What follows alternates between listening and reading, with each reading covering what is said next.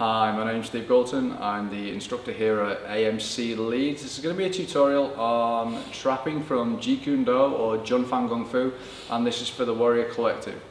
Jeet Kune Do, Bruce Lee's philosophy, and Jun Fan Fu, Bruce Lee's foundation system within that, has a very strong background in trapping. Trapping, for how we would refer it in a bit more complexity, is the temporary immobilization of the limbs to facilitate hitting.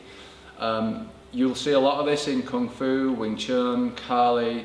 To be honest, most arts have got trapping, they just don't necessarily call it trapping.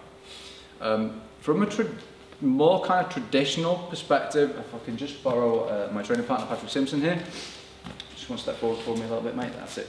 So trapping range is the bit in between boxing and grappling. So when I get a barrier that I need to remove, because in the absence of a barrier you should just hit, which I don't think we need a video. So we'll just take two techniques. So we're going to start from this position, and this is sometimes how they used to train traditionally back when Bruce first started teaching. Sometimes I think people misconstrue JKD as all JKD fighters fight like this. We don't. This is something that's come from Enter the Dragon, which was a piece of choreography that was devised just to make the JKD work within that format. This is just a training method for beginners, nothing more. But we're going to use it just so I can explain it. So there's a barrier of some kind. This will be a high outside to outside reference point barrier. So all I want to do here is I want to slap the arm out of the way and punch Paddy in the face. It's really simple. So it would be a simultaneous block and hit. So that's one of the things that Kung Fu and one or two other arts have that's maybe somehow different to some of the arts. Some arts will be maybe like a block and then a strike. With Kung Fu and the trapping formats, we can go straight away at the same time. And more often than not, if you're very, very good at this and you're very high level at this, by the time he's parried it, I'll have hit him. So that's how this works. And I'm not aiming to, this is not a knockout shot, this is not a big power shot. So what I really want to do with this is just disrupt his flow so I can hit him again with something a little bit bigger and a little bit heavier. So from here, we're just going to go like this. Now sometimes you get a guy who's very quick and he parries. Now this will be what we would refer to as crossing his center line. So if I am blocking a punch and I hit maybe here and catch and jam it, or I catch it on the front, this will be my center line. If I knock it completely across my line here, that will be crossing the center line.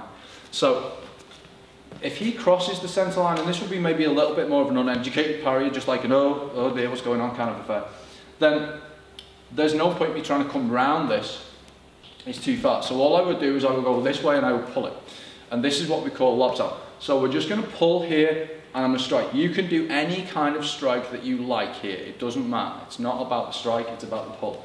So we're going to slap the first barrier, which we call paksada, which is just a slapping hand and hit. And then we're going to pull here the lopsada, and this is the pulling hand and hit. So it's really traditional kind of trapping. So as soon as the barrier comes up, you paksada and lops out. And the key to making this kind of material fast is it's not how fast I can get this so much, it's how fast I can get the transition between this motion and this motion.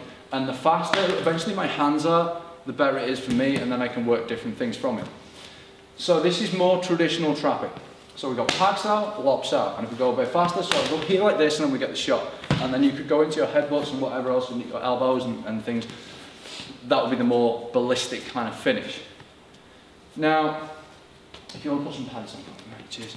So, as things progressed within the JKD kind of historical line, Bruce Lee, to my understanding, started introducing a lot more of kind of Western kickboxing, Chinese kickboxing, as he was researching different methods for his system and for his philosophy.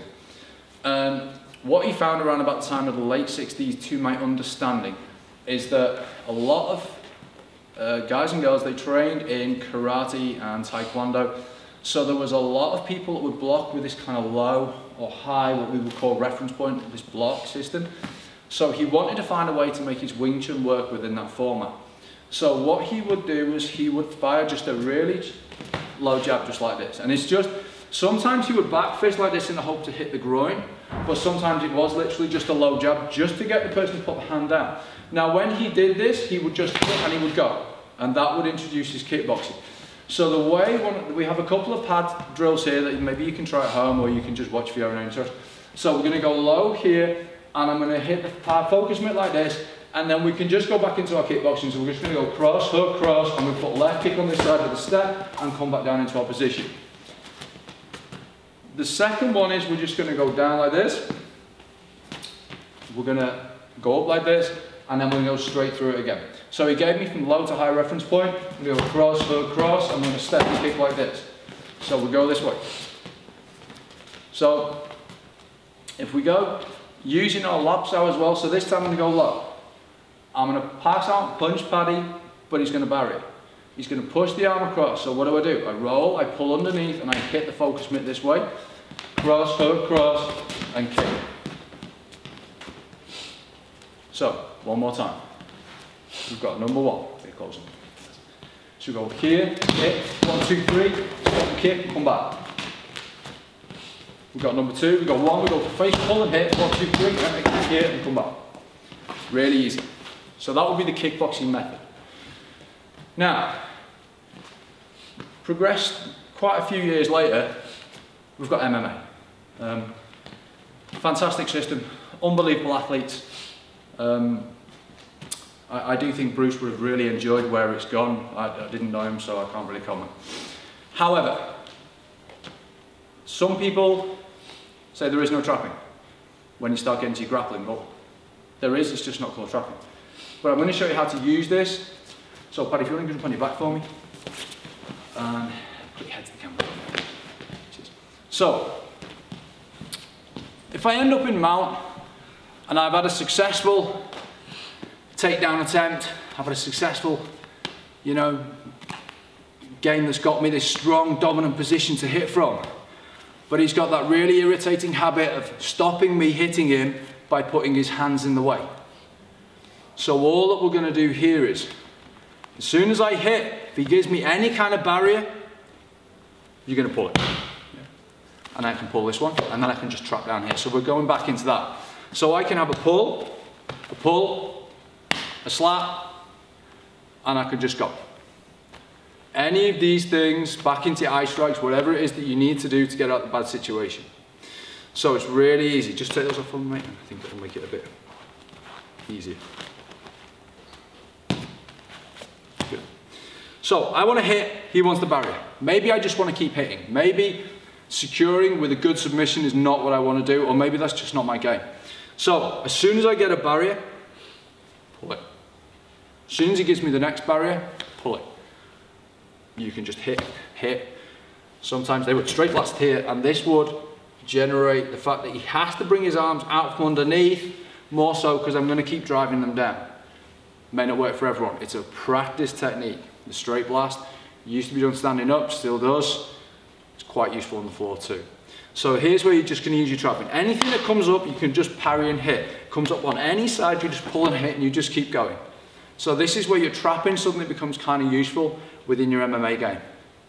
So this is just a real short historical section on the JKD trapping.